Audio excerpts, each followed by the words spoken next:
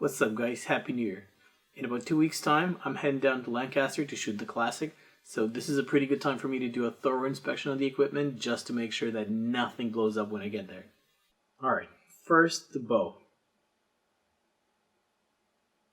I know for a fact there's nothing rattling on that bow right now, but it's a good time to check anyway. So I plug the string and I listen carefully. If anything even considers rattling for even a moment, I'm gonna fix it. Next are the cables. I'll check around the cams, around the string stops, the knocking point, and right where the arrow passes between the cables, seeing how this is a shoot through. And this is also the last time I'm going to wax those cables before I head down. D-loop. What I'm looking for is excessive damage to the string or the knot that may slip undone. Next is the peep. Again, not much to do here. So I just look at the serving. If it's all good, there's nothing to worry about. The rest, I'm going to check the blade for wear. And actually, the left prong on my blade is worn down pretty bad. For now, I'm just going to replace the blade with a brand new identical blade. And I'm going to keep shooting it as is. The sight, I check for rattling more than anything else. Not because it sucks, but because if anything rattles on a bow, chances are it's going to be that sight. I also make sure I know exactly what my windage is, what my elevation numbers are. So I'm going to write everything down and make sure nothing is out of whack. Stabs and brackets. I make sure all the brackets are tight. I've had the sight bar come loose on me during a shoot, and it's a pain in the ass to just scramble to find an Allen key and then get the right angle of the bracket, and it's just unnecessary. Like, you don't want to be doing that during a shoot. Also, the weights, I make sure that they're all tight as they may come loose with vibration as well. Finally, I make sure all the screws on the bow are as tight as they should be.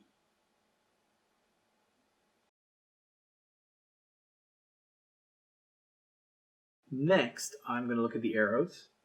So what I like to have is 4 to 5 more than what I actually need to shoot.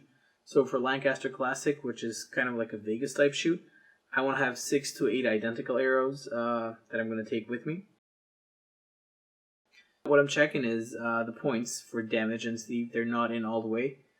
The vanes, make sure there's nothing starting to rip and the glue is still holding well.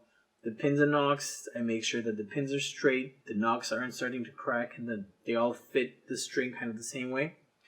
Finally, what I'm shooting is carbon shafts, so I kind of bend them and listen for cracking. Oh, and one last thing, initials. Big tournaments usually want you to have the arrows initial. So I make sure all the arrows that come with me are initial. And for this, just a silver Sharpie will do the job. Finally, I check my releases. I just basically pay a little more attention to what they're doing. I'll just take a string and try to fire the release a couple times, and I pay attention to the knob travel, to the sound that it makes.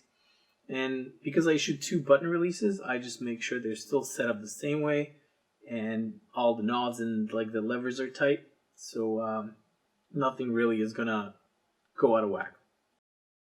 And that's pretty much it. I didn't have to do much, hopefully you didn't either.